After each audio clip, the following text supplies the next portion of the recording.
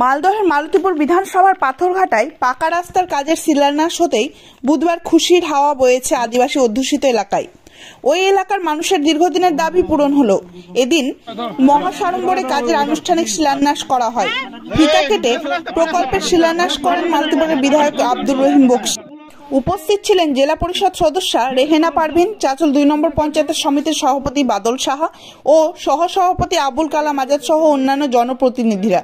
বিধায়ক রহিম বক্সী জানান, পাথরঘাটায় 700 মিটার রাস্তা কংক্রিটের পাকা করা হবে।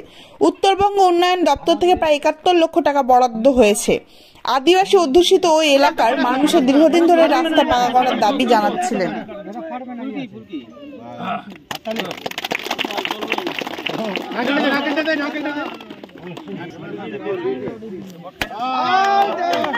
অঞ্চলের পাথরঘাটা থেকে বাড়ি পর্যন্ত দুর্গা মন্দির থেকে প্রায় 700 মিটার রাস্তা, 71 লক্ষ টাকা বরাদ্দ উত্তরবঙ্গ উন্নয়ন দপ্তরের পক্ষ থেকে।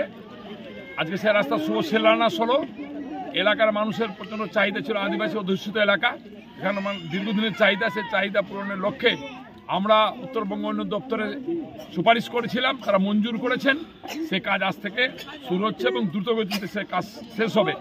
আমরা গর্বের সাথে জানাচ্ছি যে আমাদের আরেকটা বড় রাস্তা মালতীপুর বাস স্ট্যান্ড থেকে ইনায়তনগর পর্যন্ত প্রায় 8 থেকে 8.5 কিলোমিটার রাস্তা, সেটাও উত্তরবঙ্গ উন্নয়ন দপ্তর ধরেছেন। কিছুদিনের মধ্যে সেটাও শুভ শিলান্যাস হবে এবং সরকারের পক্ষ থেকে সমস্ত রাস্তা কমপ্লিট করে দিব কিছুদিনের মধ্যে, এই আশা আমাদের আছে।